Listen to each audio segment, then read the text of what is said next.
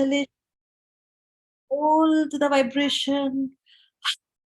Exhale 2 more times. Inhale. Hold the vibration. Bring all the tension of the day gone by and letting them all go. One last time. Vibrate. Vibrate the whole body. And now, let us see. Bringing our hands in front of the heart, sitting up straight, gazing up at the point between the eyebrows, invoking the presence of God and Gurus with us here today. Let us concentrate on each names that we call out, really making that connection with the God and Gurus as we invoke their presence. Let's pray together. Divine Mother, Heavenly Father, friend, beloved God, great masters of Kriya Yoga, Jesus Christ, Bhagwan Krishna, Mahavatar Babaji, Lahiri Mahashaya, Swami Shri Yukteswar Ji, beloved Gurudev, Paramhansa Yogananda Ji, saints and sages of all religions, dear friend and guide, Swami Kriyananda, humbly we bow at thy feet. Dear Masters, help us to feel thy tangible presence with us as we dive deep into this holy scripture. Help us to feel thy vibration through these words. Help us to live our lives in accordance with the path of Kriya Yoga. Help us to tune into thy consciousness, thy blessings, thy bliss, and may we be able to share them with all whom we meet. We are thine, be thou eternally ours. Om Shanti Shanti Shanti. So, as always, we start with a chant. So, we are doing this chapter on Luther Burbank, who was so much in tune with nature, Mother Divine, right? So, let us sing to the Mother Divine today.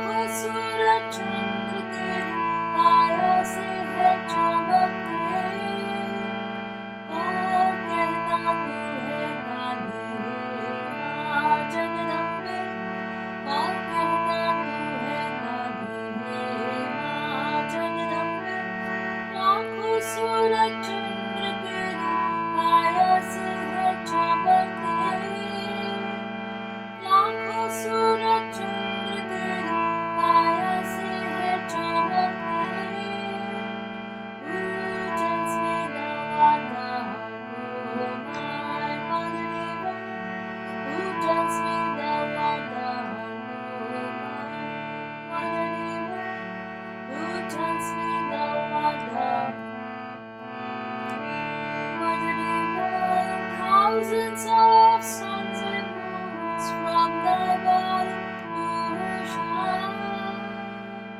Thousands of suns and moons from thy body will shine. Who tells me thou art thou, O my mother dear? Who tells me thou art thou, O my mother dear? Who tells me thou art thou,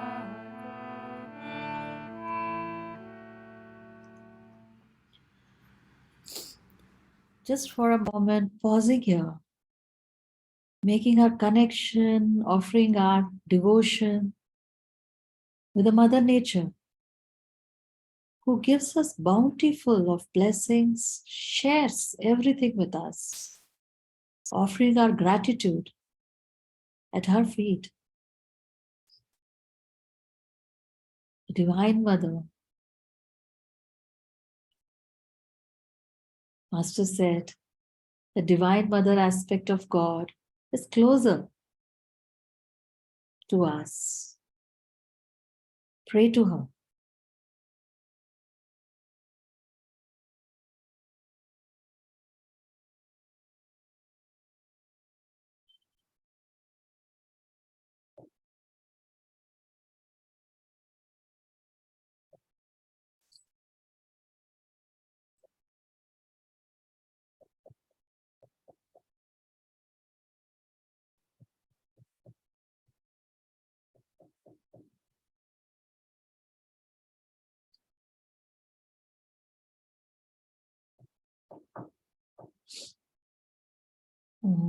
Shanti, Shanti, Shanti. So, now the last chapter, we saw the culmination of all that preparation of, in fact, his entire, the purpose of his incarnation as Mukunda, as Paramahansa Yogananda. So it was a culmination of that he was being prepared to take these teachings to the West as decided by Babaji and Jesus Christ for this ascending Dwapar Yuga. And we also saw very importantly that we also tried practicing through the week, where Sri Yukteswar gives him the counsel that forget you were born a Hindu, don't be an American, take the best of them both. Be your true self, a child of God. Seek and incorporate into your being the best qualities of all your brothers scattered over the earth in various races. And this chapter, I mean, that chapter, he says, I go to the West. And we remember the previous parts that we have been before his going. He has written, every chapter has been dedicated to a particular saint he had visited, right? And he goes to America. In around 1924, he met Luther Burbank. And you see the importance of what it was. In this book, where he has written about various saints, till now he was mentioning various saints in India. And here he goes there, and the next chapter is about the saint he met in America. I mean, that is the kind of importance of who Luther Burbank was, for us to have a complete chapter dedicated to him. And Swami Kriyananda, many of us remember many talks he has said that about how he came on this path. And he said that, he put his mother, she was going to Egypt to be with her husband, his father. He said, I put her onto this ship and I was coming back, where I entered this bookshop, East-West bookshop. And he saw this book and he was fascinated, that master's eyes, there was something that was pulling him. And he was very fascinated. He had never heard about anything about, guru or disciple or karma, nothing. So it was just a picture of the guru that was so fascinating. And he opened the book. The first page he reads, and it says, here we are, where he says, Master has written, dedicated to the memory of Luther Burbank, an American saint. Swamiji said, I put the book back. He said, in this materialistic world, saint in America, just not possible. He said, I put it back and I walked out. But that night, he just couldn't, sleep for probably because it kept calling him back. There was something that was pulling him back. And next day, he went in and just picked up the book, and life transforming for him. After that, he never looked back. He caught the bus. He's read it the whole day, whole night. Next day, he was on the bus. Uh, so this whole book, Master has dedicated to Luther Burbank. I mean, that is the importance of who Luther Burbank is. And okay, so let us start, and then we will discuss this further. There's so much. I mean, I thought, Master has probably later on we are going to read more difficult chapters like the Hiranya Lok, and also probably he's just put a simple, more easier chapter. But then actually, it's so much to understand and learn about what Luther Burbank has to say. Even he was a scientist, but he was a saint, right? So how he connected to Mother Nature is like absolutely beautiful. So let us go right away and read this chapter first.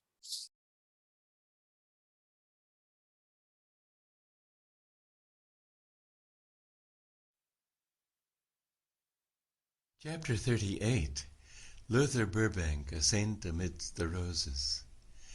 The secret of improved plant breeding, apart from scientific knowledge, is love.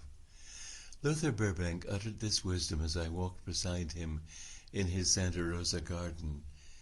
We halted near a bed of edible cacti. While I was conducting experiments to make spineless cacti, he continued, I often talked to the plants to create a vibration of love. You have nothing to fear, I would tell them. You don't need your defensive thorns. I will protect you.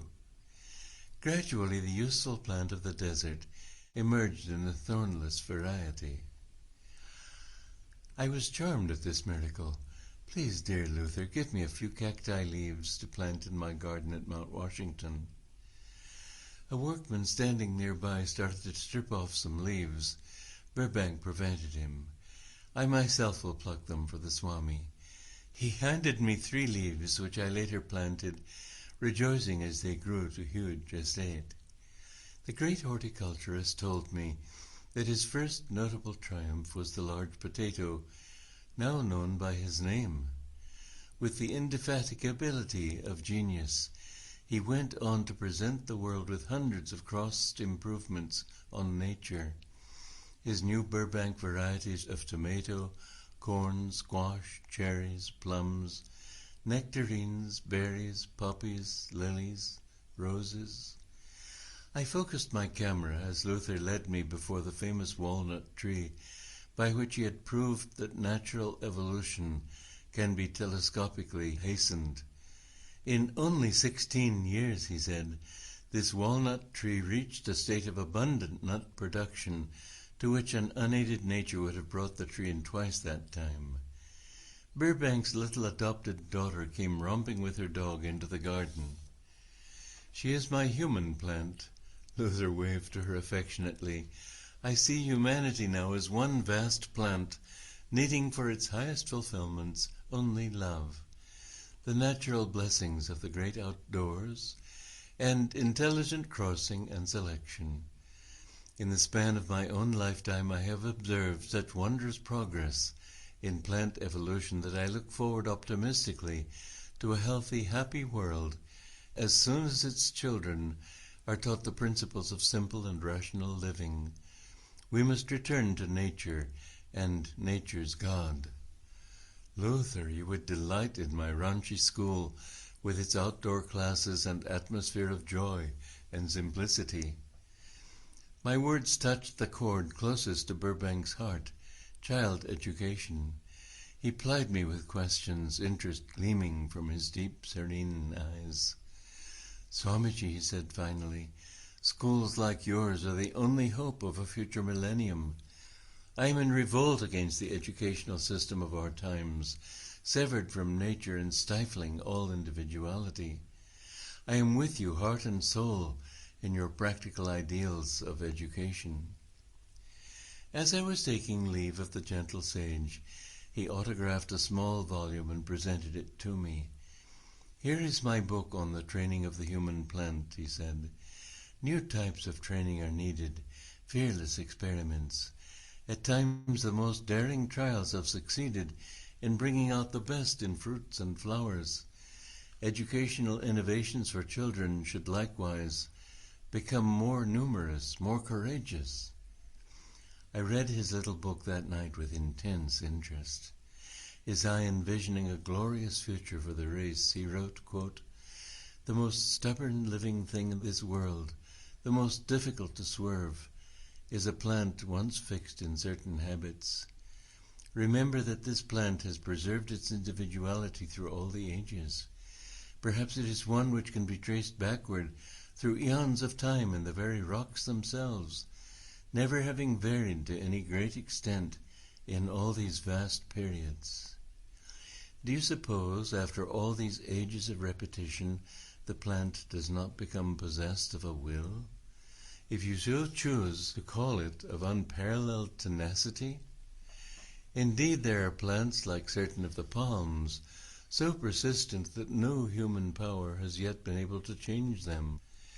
The human will is a weak thing beside the will of a plant.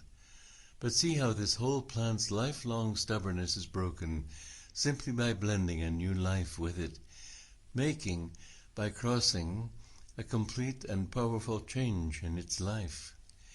Then, when the break comes, fix it by these generations of patient supervision and selection, and the new plant sets out upon its new way, never again to return to the old. Its tenacious will broken and changed at last. When it comes to so sensitive and pliable a thing as the nature of a child, the problem becomes vastly easier. Magnetically drawn to this great American, I visited him again and again. One morning I arrived at the same time as the postman, who deposited in Burbank study about 1,000 letters. Horticulturalists wrote him from all parts of the world. "Swamiji, your presence is just the excuse I need to get out into the garden," Luther said gaily. He opened a large desk drawer containing hundreds of travel folders. "See," he said, "this is how I do my traveling. Tied down by my plants and correspondence, I satisfy my desire for foreign lands by a glance now and then at these pictures." My car was standing before his gate.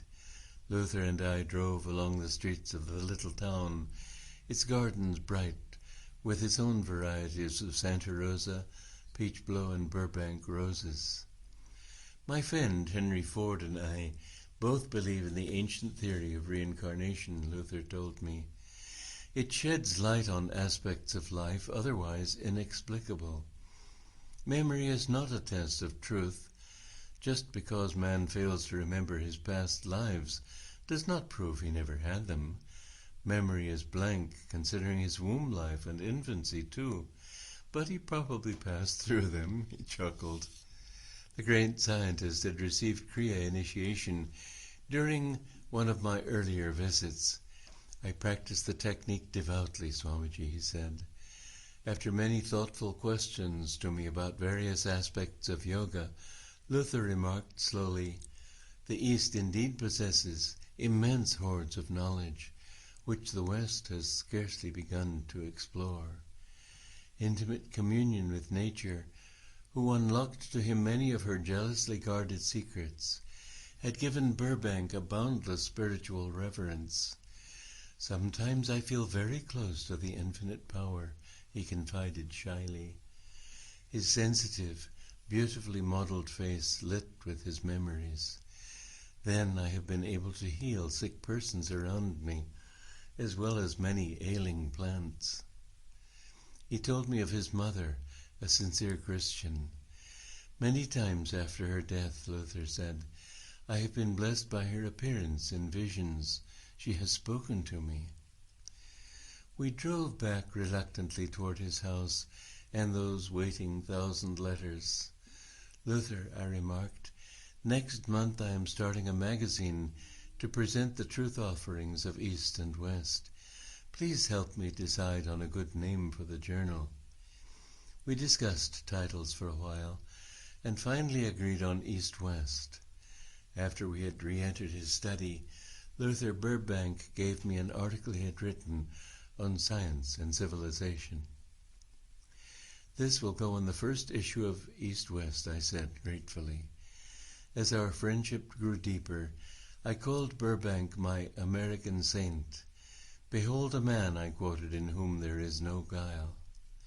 His heart was fathomously deep, long acquainted with humility, patience, sacrifice. His little home amidst the roses was austerely simple. He knew the worthlessness of luxury, the joy of few possessions. The modesty with which he wore his scientific fame repeatedly reminded me of the trees that bend low with the burden of ripening fruits. It is the barren tree that lifts its head high in an empty boast. I was in New York when, in 1926, my dear friend passed away. In tears I thought, oh, I would gladly walk all the way from here to Santa Rosa for one more glimpse of him. Locking myself away from secretaries and visitors, I spent the next 24 hours in seclusion. The following day I conducted a Vedic memorial rite around a large picture of Luther.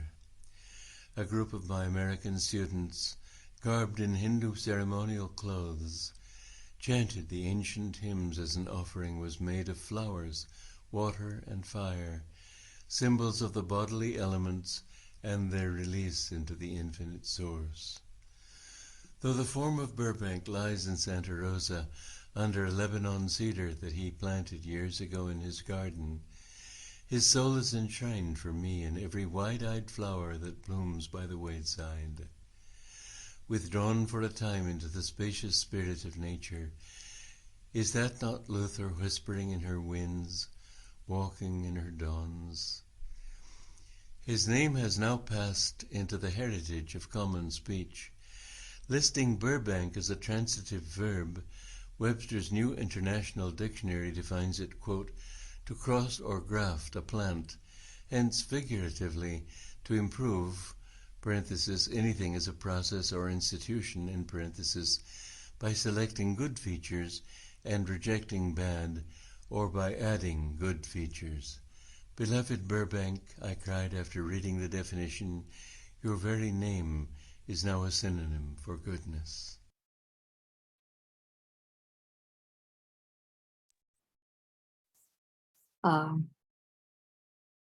So is it any coincidence? Master anyway said that there is never any coincidence. And Master left his body on 7th March, which was Luther Burbank's birth date. So, okay, so there are a lot of very interesting things as I was reading through this week, this book. I was researching him, going through Google and all. So, I mean, Aprajay and probably even Kavita, you would know, people who are avid gardeners, that, you know, they what they do is grafting is what they do, right? They bring the branches together of two plants and try to, but what invariably happens is after a couple of generations, the plant comes back to its original, the mother nature. So the original nature, it is very difficult to bring a new plant when you bring this together and bring that together and have something that is new with both put together. It's very difficult. But he has mastered that, in fact. And I've read that, you know, hundreds of plants, plums, potatoes, vegetables, flowers he has created in this way. And not just because, you know, randomly just putting this, okay, I put this together with that, but, you know, choosing them well. So that, and what he created, the new plants continued even after various generations of that plant, they continue to have that new qualities for which he had brought them together. Also, there was one apple where he had, I think 526 varieties of apple on one single tree he had created. So many kind of miraculous things he had created, right? Okay, so here we are. Very simple. This is such a, we know why Master said he's an American saint. How he is approaching this whole concept, his whole topic, this of what he was doing. He's saying the secret of improved plant breeding, apart from scientific knowledge, is love. He went to the base core of it, and Master had written about J.C. Bose. Even he had something very similar, where he created this instrument that would, measure. It would telescopically measure, even if you were to prick it with a needle, the kind of pain it would feel, the kind of vibrations it would feel. And he also had the similar concept of approaching plant life. And same, this is, he's talking that scientific knowledge and all is good, love. So everything responds to love, because God created this whole universe out of his love. He's constantly bringing us all back. At the end of it, it is all coming back to that spiritual, what we are all aiming for. As Master had once asked Paramasa Yogananda Swamiji about, why doesn't Earth fly off from its orbit? And Swamiji thought that, he was a young monk. He thought that probably he wants some astronomical lessons. So he said that, it's the gravitational pull of the sun. And then he said, okay, then why doesn't it, fall into the sun? And Swamiji said that's because of its centrifugal force. And Master just smiled and let it go. And months later, Swamiji said that, I understood what he was. It wasn't some astronomical lessons he wanted, but he wanted me to understand that, God is the sun, and he's constantly pulling us towards him with love. And we are pulling away. Why? Because of the force of Maya, our likes, our dislikes, our desires. So God is love. So if we want to find God, we have to start opening to that, to love others, to love God in others, to accept love into our lives, So, and he is now in this very scientific way, but with a lot of love. And he says that it is the plants respond to it. Later on, there have been so many experiments that they have done with plants, where, once one plant was, they would play nice classical music. To the other, there would be rock and all kind of, difficult songs were played, and that those plants withered. So it's very important to know that plants respond to all this. We also know that there was one day the Master, he was in a room with, there was another nun, and there was this little stem of rose that was there in a vase. And somebody would come, and Master would go to the door and come back. This nun noticed that every time Master would go, the rose was turning its head towards him. Every time, wherever he was going, the rose's head, initially she was not very sure, and then she started noticing. And every time that was happening, the rose was turning its head towards wherever he was going to open the door, come back. It was turning. That kind of response plants give to love, because he was, full of love, cosmic love, divine love, right? And there has been those experiments that this Japanese, I'm forgetting his name, Japanese scientist, who did with water. So water crystals, he would crystallize, he would freeze the water, and to one pot he would talk love, words of love. To the other, he would, curse it. And later on, when he did, he, saw it under the telescope, the ones to which he had said words of love, the crystal formation was beautiful, and the other one was all mucky. And this comes to tell us that, what are we made up of? 70% is water. So what are we carrying inside us? What kind of thoughts we are carrying inside us during the day, all the time? It's very important for us to understand. People come, hurt us, they say insulting words. That is done, that has happened. But after that, are we carrying it, constantly going back to it, feeling that hurt, feeling, oh my God, how bad it was, how could he do this to me? Constantly revisiting that episode. What are we doing to ourselves? They have done, they have said and gone. What are we doing to ourselves? That would be worse than what they did to us. I think these are very important points that we all have to think when we are talking plants.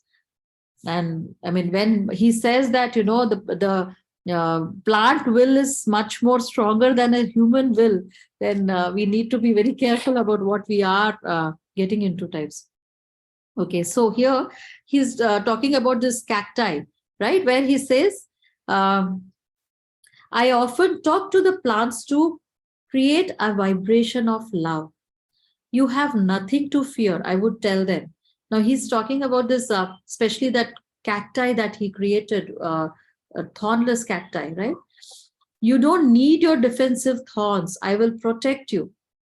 Gradually, the useful plant of the desert emerged in a thornless variety.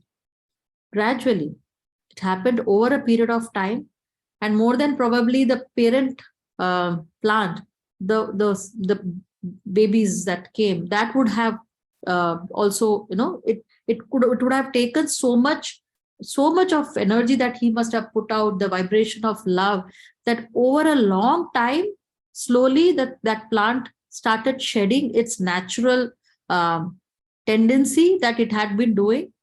And then, the further the generations then completely came without those things. So it's very, very important, the environment. That is why, we are always told, right, the mother who's carrying the baby in the womb, that she should listen to good things. I mean, these are so important things, because what the mother, that cacti went through, is what she finally put into her, that thought process. That whole genetic change happened because of what she was hearing from that scientist, right? So, and then the future generations just came thornless. They didn't need it anymore because of what was planted into her consciousness, into her genetics. So very, very, very, very important thing for each one of us to understand this, to take this very deeply into us. What are we listening to? What are we tuning into at all times? That is why, I think Master Swamiji would talk so deeply about attunement, because what are we tuning into? What consciousness we are tuning into through the day? What are we tuning into? Where is our thought process tuning into?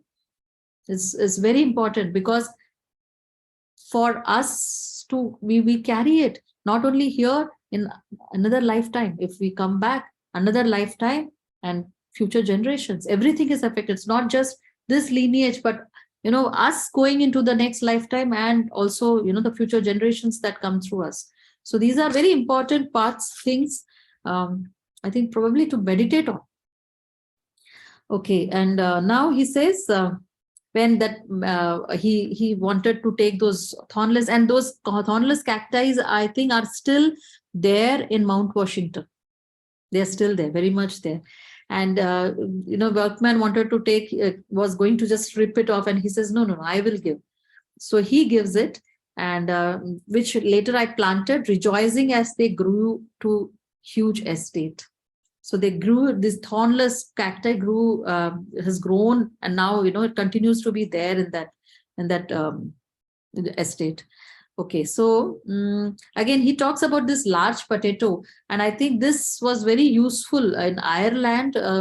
Some blight and epidemic had come, and at that time this potatoes were used for were sent there for there to Ireland. So it helped them in that. Okay, and he talks about that, these plant varieties are there. They're named that Burbank tomato, Burbank corn, Burbank roses. All these are very much even around hundreds of varieties that he had created. And as I said, he didn't just, randomly pick and just match them together. He very consciously tuned into these, the qualities of this tree. And the selection that he did was very consciously done, which will, once if I put these two together, what good qualities. So it was not very random grafting that he was doing. What qualities will come out of if these two are put together. The selection that he did was, he very intuitively tuned into those two plants, and what will come out of it, and then brought them together. And here he talks, I focused my camera as Luther led me before the famous walnut tree, by which he had proved that natural evolution can be telescopically hastened. Isn't this something that is very familiar? Where Master in the chapter Kriya Yoga, he said that it takes a human evolution 1,000,000 years of rightful living. So it's diseaseless, rightful living, where the person is eating well, he's thinking well, he doesn't fall sick, there's no diseases. And in that rightful living, it takes 1,000,000 years. Kriya Yoga hastens the process. Isn't this what almost seems similar what Luther Burbank was doing? So Dwapar Yuga he was. So he had created a walnut tree in which he proved that natural, and he says in only 16 years, this walnut tree reached a state of abundant nut production to which an unaided nature would have brought the tree in twice that time. Similarly, Master, what our lineage of gurus have given us is Kriya Yoga. He said, 1,000,000 years of rightful living will, anyway, the destiny of every soul is self-realization.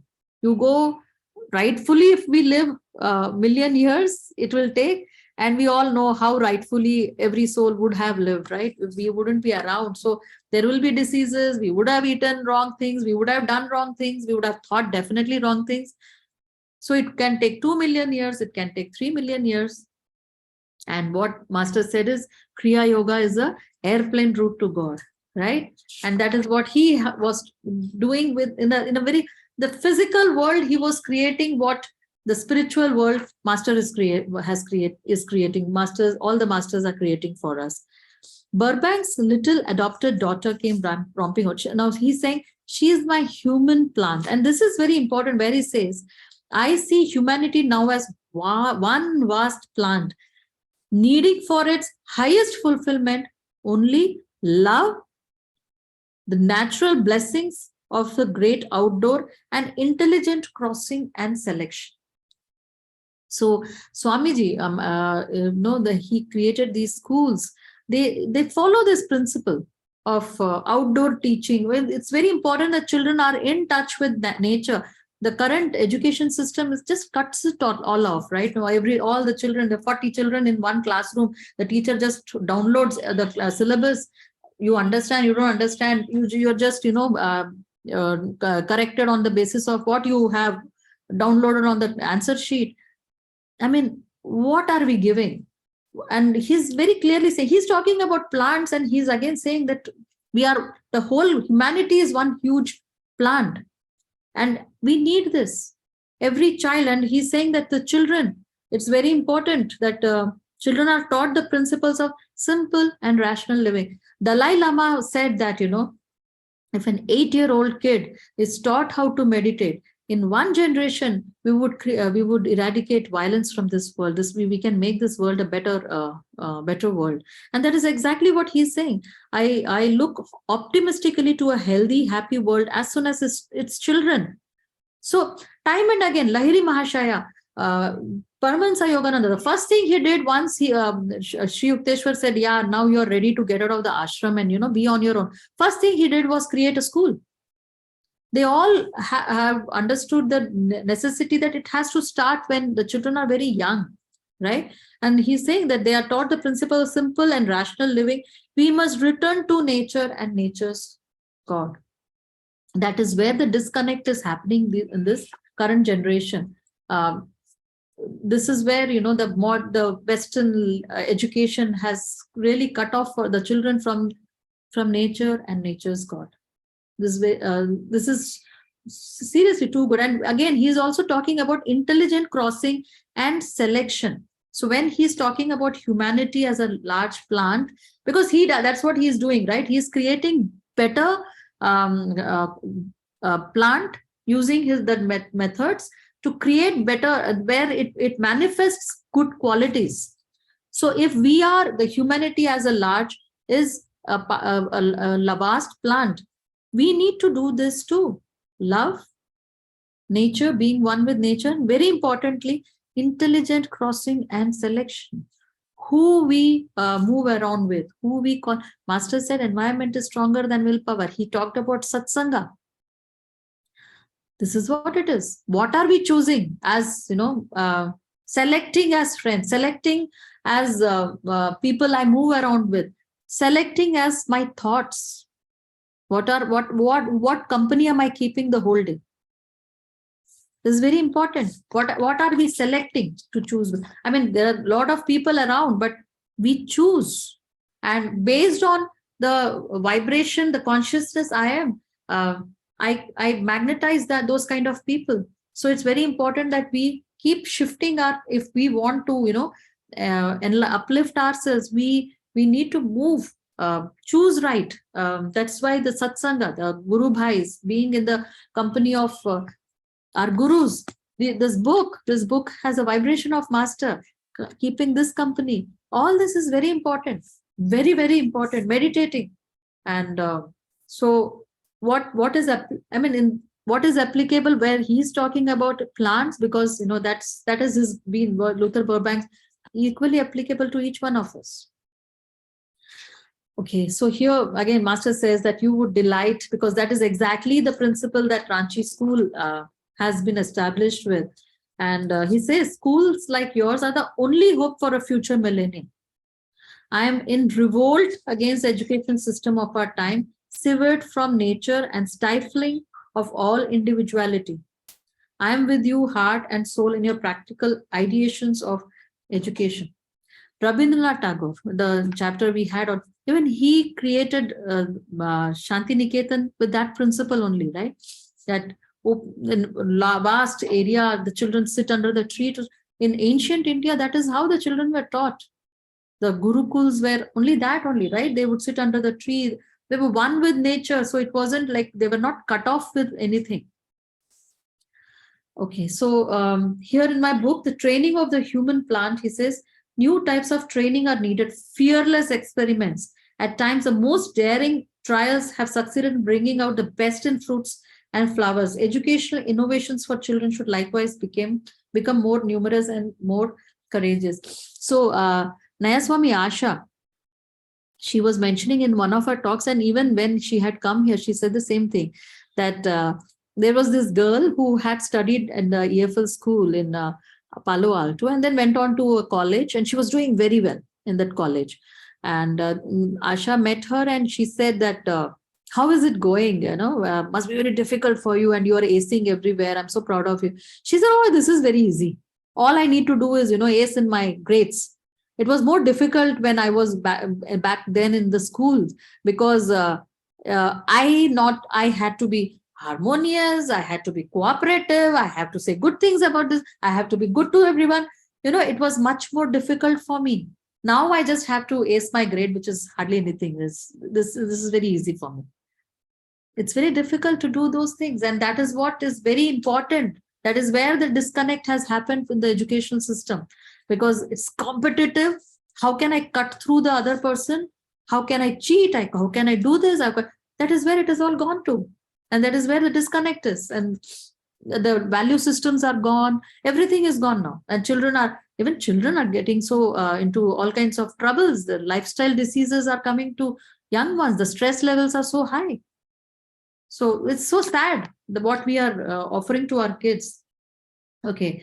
I read in his little book that night with intense interest, his eyes envisioning a glorious future for the race. He wrote, the most stubborn living thing in this world, the most difficult to swerve, is a plant once fixed in certain habits. Again, he's talking about plants, but it is equally relevant to humans also.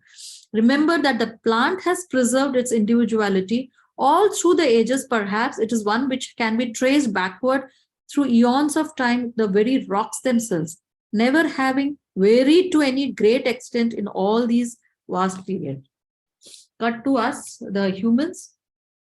So again, the same thing.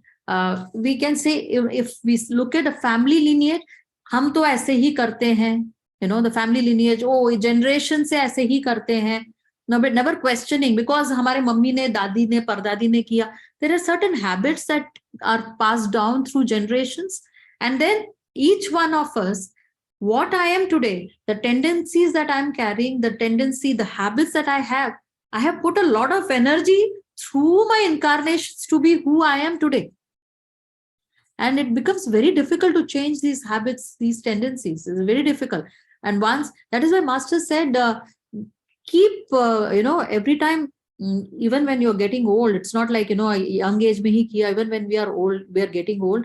He said, don't get fixed on any habit. मैं तो चाय इतने बजे ही चाय पीती हूँ, मैं इतना ही चीनी डाल के पीती.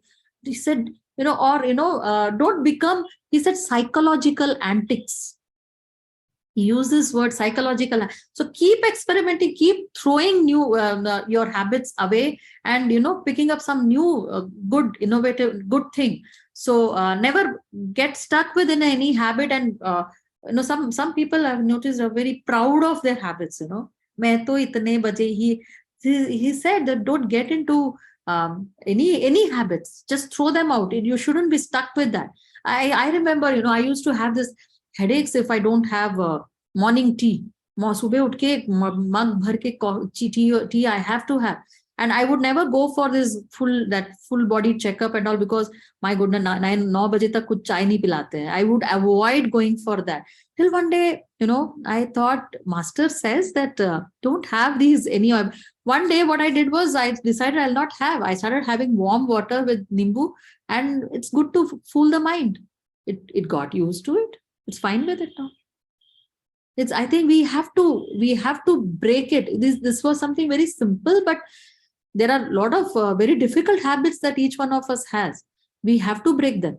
I can't do this. I always feel I cannot be. I don't think I'm creative at all. Why not? Why not give it a try? Who says? Because I have put a lot of energy to now come to a conclusion that I am not creative. But each soul can do anything. We have to challenge ourselves and just break the habit patterns that we all have, tendencies and habits that we have. That's a beautiful sentence, a word that he has used. Don't be a psychological antic. Very important. And that is exactly what Luther Burbank is talking when he's talking about plants, the palms that he is saying, that it's saying that the will of the plant is much more stronger than the human will to break it. Again, now here he says, the human will is a weak thing beside the will of a plant, but see how this whole plant's lifelong stubbornness is broken simply by blending a new life with it, by crossing a complete and powerful change in its life. Then when the break comes, fix it by these generations of patient supervision and selection. For us, so I am this, I have been like this. And then what is blending a new life with it? Guru walks into our lives. The Guru, even on a very normal life, also if we see, as the mothers, we have all seen, I have all been like this, I have been, and then the little baby comes into our lives. There's sudden shift in us. Completely a new life comes into, there is a completely different person that we transform into, and that is in a very worldly life.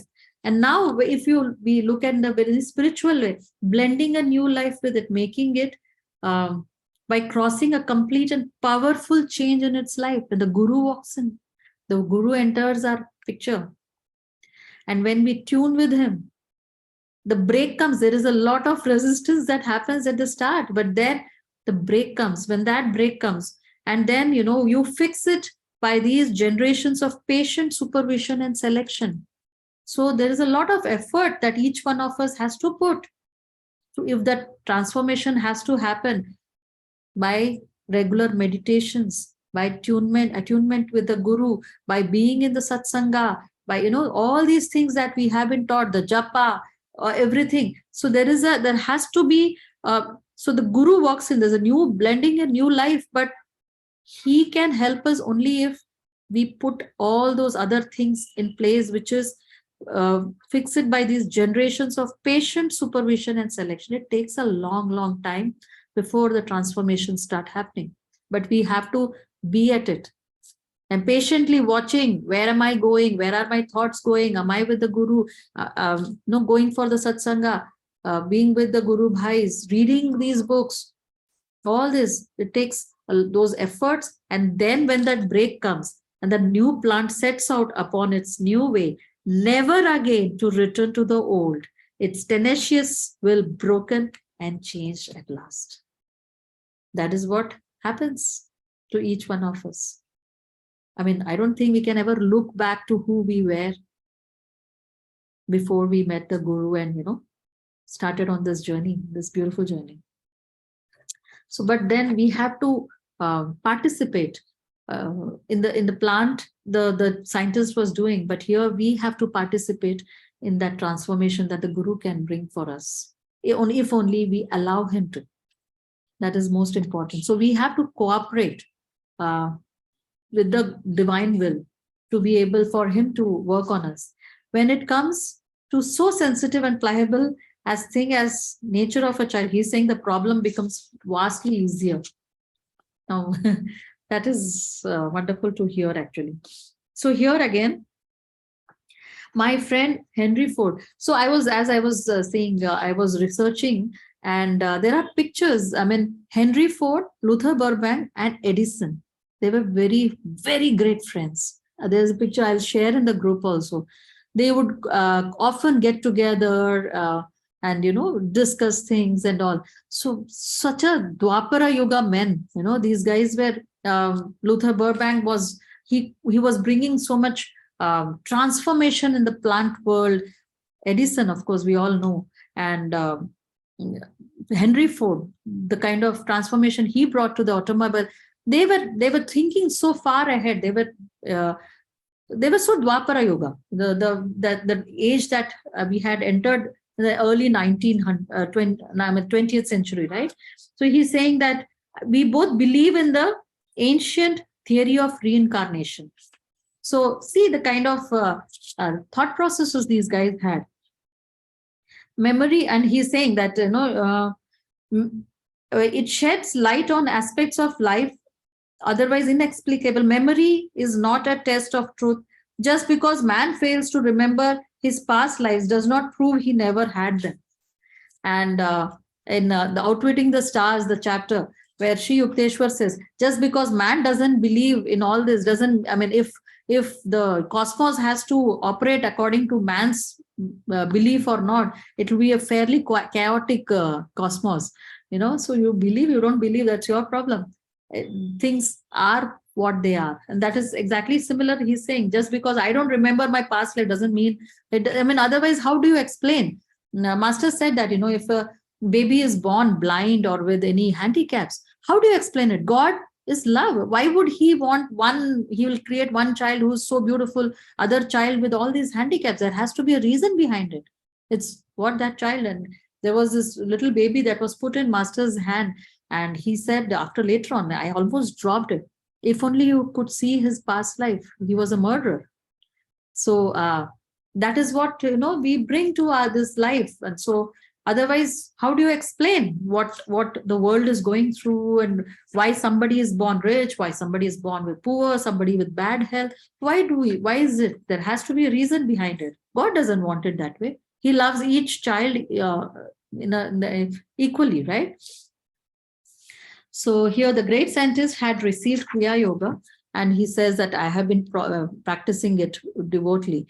Again here, intimate communion with nature, who unlocked to him many of her jealously guarded secrets, had given Burbank a boundless spiritual reverence.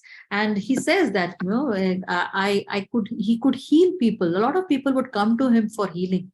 He had that power because he was so in communion with the Divine Mother, the nature, right? So, and he's saying that she had given many of her jealously guarded secrets she had revealed to him.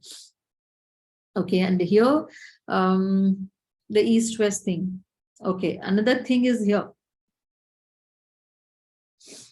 The modesty with which he wore his scientific fame repeatedly reminded me of the trees that bend low with the burden of ripening fruits. It is the barren tree that lifts its head high in an empty boast. Again, plant and human beings, we are all so similar. All life at the end of the day is so similar, right? And this is so meaningful for us also. Okay. Here, when he came to know about Luther Burbank passing away, he says, my dear, in tears, I thought, oh, I would gladly walk all the way from here. This shows Master in such a human way. We have been taught that he is, Swamiji says, and he's that, he is one with divine consciousness. And then we see him crying because his dear friend has passed away. He cried when Sister Gyan Mata passed away. So he showed, it wasn't like, a detached, I am detached, it's an impersonal love. No, he also, that is why Swamiji said that, it's much more easier for you all because you didn't live with him. When we were living with him, it was very difficult because here we see him as a human personality. He is here, yet, we know that he is divine consciousness. So one day, Master was standing and talking to some other, and Swamiji was generally just musing. Is he here or is he not here? Because, he's standing here, but he is divine consciousness. So it was difficult to relate. And he says, Master can read all our thoughts. Master picked up an apple, gave it to him, and he said, I'm very much here. So that's why he said it's easier for you all because you haven't met him. So it's easier to relate to him in that level, or divine consciousness.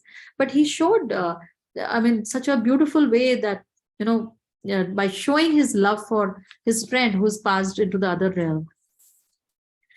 Okay. So I think this is it. Any thought on this? I will share all this. And the next page, if you see, where he's written about, this is the thing that article that he had given for East West magazine, where he talks about, I am glad to have this opportunity of heartily joining with the Swami in his appeal for international schools on the art of living, which, if established, will come as near to bringing the millennium as anything with which I am acquainted.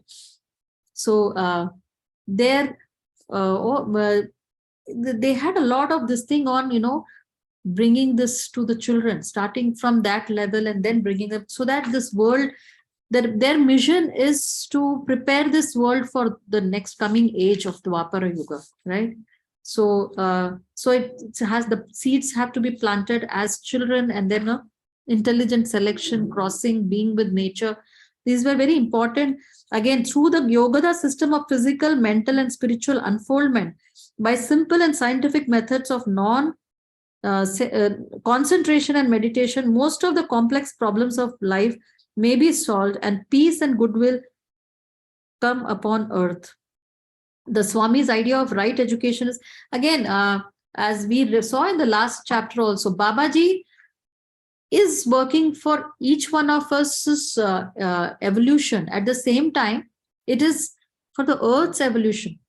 So each one of us has to contribute towards that. If we have been blessed with Kriya Yoga, it is something that we have to help in the larger mission. Each one of us is the soldier who has to work in accordance with the grand plan of Babaji and Jesus Christ for the evolution of this planet itself. So any other thoughts? It is so noticeable that master, he probably knew that the time was very less with him, and in 2 years time only he like absorbed so much of uh, Dr. Luther Burbank. Like he said, magnetically I was drawn to him and visited him again and again. Probably that was the reason, because he had so only 2 years with him. And similarly with the Swamiji as well. Like he knew probably that he had only 3.5 years to train him. So he invested so much in him and kept repeatedly telling him that you have a lot of work to do. Yes, absolutely. That's true, right? And another thing that I saw here was that Dr. Luther, he's not talking about his spiritual thing. He's saying that just by the virtue of being in close to nature, he was spiritually magnetized, or he got those characteristics, which is very important. So we need to have the right attitude, and it's not just the theoretical knowledge that will, take us there. Very nice, Sonal. That's a very important point. Yeah, he got Kriya initiation towards the end of his life, last 1.5 years of his life. But he was already in communion with the Divine Mother, right? The nature. So he tuned into her in that way, intuitively tuned into her. So yes, absolutely. So it was the attitude with which he went through this process of scientific knowledge, but more importantly, tuning into the nature's this thing. Yes. Also, because right at the beginning he says the secret of improved plant breeding is love, which you spoke about, and I think that is the ingredient which had infused him to such an extent that he was at that level where he could tune into a similar kind of wavelength that master was operating from. I mean, very true, very true. Otherwise it wouldn't have been possible for him to do those scientific things, create what he did. Because I mean, even that example of that cactus is so interesting, that he would continuously say those affirmations to that, and it changed its nature. One has read about these experiments and seen videos about it, but this was so long ago and he was so in tune with all of it. It's quite amazing. Or jo aapne kaha ki our bodies are 70% water, we should be careful of the thoughts we are putting in. That's actually a very good reckoning point. Right. Yeah. Okay. So much to think, and he has done it in a time where the science was just starting out.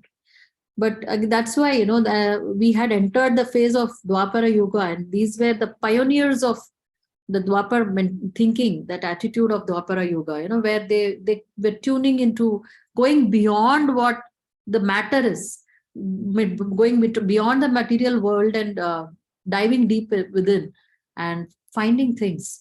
So yeah, I'll share the articles that I have picked out from the very interesting. They make very interesting read. So yeah. Okay. One another thing, for me, I wanted to share the most important thing today is, I think, for me personally, to break that habit part that you mentioned, to get away from our so-called whatever, if it's a good or not, I don't know, but it's not to be stuck in the habit, whether we think it is good or not ourselves, others may not find it so good. So I think just to be more flexible and adapt, and with love, of course, that is those 2 points, I think. Absolutely. I think that these are the good takeaways that we can all try, just look into what are we, starting with small things and, then keep building on it. So, and taking small steps also. So it will not be possible. Something very simple, like, if anybody has a habit of, that is where master for healing also he had given worry fasts and anger fast. So he said that if you are a person who was worrying a lot, he said you can do, okay, I will not worry now from in future, it's not possible. So he said take small steps, 15 minutes, 7 to 7:15 in the morning, 12 to 12:15 in the afternoon, 6 to 6:15. I will not worry. And then, keep increasing the time till the whole day I'm able to hold that. And he said, instead of just saying, I will not worry, replace it with a positive thing. So instead of saying, I will not worry, replace it, I'm going to be joyful. So, replacing, it's always easier to replace it with something else than working on that, rather than just saying, or negating something. So I'm not going to do this, but then I will do this. So add a positive quality that I will work on. So it's always good to replace the whole thing. So these are things that all of us have to go in and think, what is it that I would like to change about myself? And then take small steps and, move there. So yeah, it's a good point you have brought out, Praja. Yes. So also what I think the Ashaji also mentioned, let's get a little better than, each day yesterday. And also which you mentioned again in our meeting the other day on Wednesday, when affirm that. So to get little better, not take huge steps, and just. Yeah, what is right now, where am I? And then try to do a little better than that. So, that is how it is always directional, and we can't just jump from here to there. So it is good to take those little one step at a time and then keep working. Otherwise, it is mind boggling. If I have to change a huge thing, it is mind boggling. So always good to go small steps and keep working on it on a long-term basis. Yes. So, okay. That's what I'm saying. Such a simple chapter. I thought this master must have put so that, before taking us into the difficult ones, but so much in this. In fact, I was thinking just that. It seems to be such a simple chapter, but you have infused it with so many layers and thoughts and so much depth that it has really transformed this chapter into many meanings that one can take from it. And that's really why he has put this chapter here. Why he has written about Luther Burbank. It's very important for all of us, I think, probably, the little plant that we are. So, yes. Okay. See you next week. Thank you so much. Thank you very much. Thank you. Bye-bye. Jai Guru. Not feeling well, still you've taken the chapter.